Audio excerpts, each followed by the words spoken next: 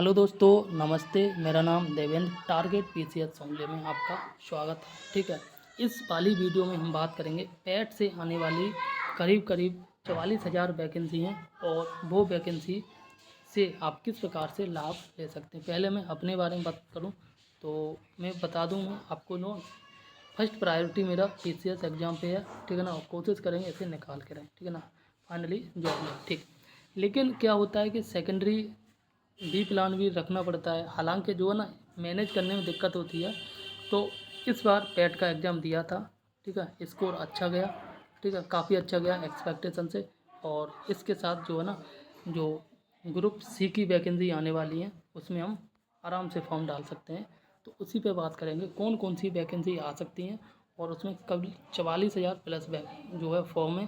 ठीक है ना, देखो एक चीज़ मैं आपको बता दूं, अगर जो है ना जेब खाली है, ठीक है ना, और आपके ड्रीम हाई है, ठीक है, समझदारी इसी में है कि इस प्रकार के केस में अगर छोटी वैकेंसी आए, ठीक है, उसमें फॉर्म फिल करो और थोड़ा सा अच्छे से मैनेज करके लो, आप उस वाली वैकेंसी में आप जो है भर्ती ले लो। ठीक है, उसके बाद जो आपका ड्रीम है उसे फुलफिल कर लो। ठीक, देखो एक चीज़ कहावत है कि औरत की, प्लीज़ कोई पर्सनली ना ले, औरत की जो है कोख और मर्द की जेब, मर्द की जेब खाली जेब।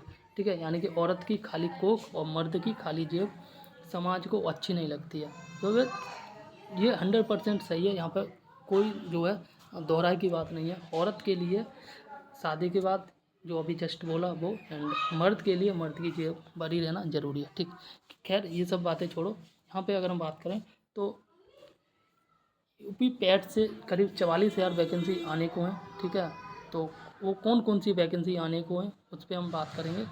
ठीक है, तो देखो ये जो वैकेंसी है समूह ग की वैकेंसी है, इसमें 8 से अधिक वैकेंसी आएंगी। आई कैन से 8 या 10 प्लस। ठीक है, एंड ज़्यादा भी हो सकती हैं। 44,778 पद हैं कुल मिला के कई एक डिपार्टमेंट में। ठीक है ना, पूरा नहीं पढ़ेंगे। ठीक, वीडियो लंबी होगी, हम नहीं चाहेंगे कि वीडियो लंबी हो। देखो लेखपाल के वैकेंसी हैं करीब 8,000। ठीक है, तकनीकी सेवा के 5,500। तकनीकी सेवा में केवल वही डाल पाएगा जो बीटेक और जो है टेक्निकल नॉलेज है। ठीक है, इसके साथ जो है क्लर्क की हैं, कनिष्ठ सहायक की, जूनियर असिस्टेंट बोले 4,500 वैकेंसी इंपॉर्टेंट है। यहाँ पे ट्रिपल सी चाहिए आपके। ठीक है, टाइपिंग चाहिए और सिंपल ग्रेजुएशन। ठीक है, और लेखपाल में तो आपको पता ही है क्या चाहिए। साथ ही अधिकारी की वैकेंसी करीब 320 हैं। ठीक है, और मत्स्य अधिकारी की 105, होम्योपैथिक फार्मासिस्ट की 397 और जो है BGC तकनीशियन की 255 एंड कंपाउंड की, ये डॉक्टरी वाली हैं 560 एंड आबकारी सिपाही की ये हैं तुम्हारा 564। यहाँ शायद होते हैं वन विभाग या फिर जो राजस्व विभाग के अधिकारी, वो सॉरी सिपाही। सहायक विकास अधिकारी की BDO की वैकेंसी करीब 550 हैं और सहायक बोरिंग तकनीशियन की है करीब 419। ठीक है, एक वैकेंसी और है जिसका यहाँ पे आई थिंक डिस्कस नहीं है, वो है लोअर PCS की वैकेंसी। मोस्ट एक्सपेक्टेड जो है ना, most waiting vacancy lower PCS का UP SSS निकालता है कई बार। UPPSC आयोग ने भी इस वैकेंसी को दिया है। ठीक है, काफ़ी अच्छी है, अधिकारी वाली वैकेंसी है, अधिकारी लेवल की। ठीक, ये लेखपाल और जूनियर असिस्टेंट। ठीक है ना, ये 3-4 वैकेंसी अच्छी हैं, बाकी भी सही हैं। ठीक, तो इस प्रकार से ये कई वैकेंसी हैं। अगर आपका पैट का स्कोर अच्छा है, ठीक है ना, यूपी में पैट का स्कोर अच्छा है तो समझदारी है, किसी एक एग्ज़ाम पे फोकस करो। देखो जैसे 7-8 वैकेंसी आ रही हैं, ठीक है ना, खुद देख लो हमें फर्स्ट प्रायोरिटी किस एग्ज़ाम को देनी है, सेकंड प्रायोरिटी किस एग्ज़ाम को देनी है। ठीक है ना, करीब करीब सबका जो सिलेबस होगा वो करीब 80% सिलेबस करीब सेम ही होगा।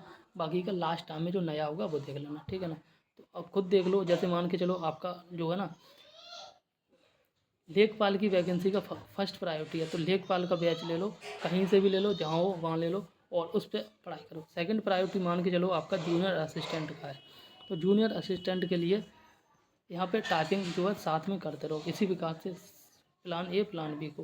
ठीक है, लेकिन सच बात है इसे मैनेज करना बड़ा मुश्किल हो जाता है।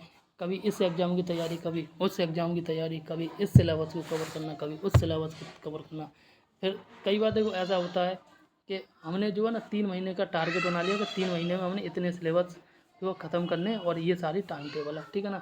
तो इसी बीच में क्या होता है, इससे पहले हम कोई और फॉर्म डाल चुके हो तो जस्ट वहाँ हमारा जो है ना प्रायोरिटी भी नहीं है, लेकिन एग्ज़ाम जब आ जाता है ना तो सोचते हैं चलो 15 दिन इस वाले एग्ज़ाम पे देख लो, ठीक है, फिर इस वाले एग्ज़ाम की तैयारी करेंगे। ये होता है, प्रैक्टिकली होता है, ठीक है ना।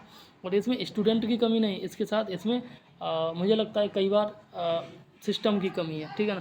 फिर 15 दिन यहाँ पे हम वेस्ट करते हैं, तैयारी करते हैं, एग्ज़ाम देते हैं और नहीं होता है, क्योंकि 15 दिन से नहीं हो पाएगा ना। और ये वाले 15 दिन जिस एग्ज़ाम की तैयारी कर रहे थे ऑलरेडी, तो वो भी 15 दिन चले गए।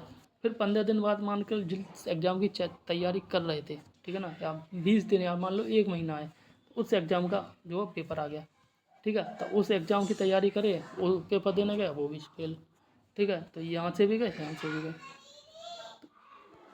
इसे कहते हैं समय का ख़राब होना और स्ट्रेटजी ख़राब होना, ठीक है ना। बहुत सारे स्मार्ट स्टूडेंट होते हैं, वो दोनों जगह सिलेक्शन ले लेते हैं। It's all depend on academic record, आपका एकेडमिक कैसा रहा है, ठीक है ना।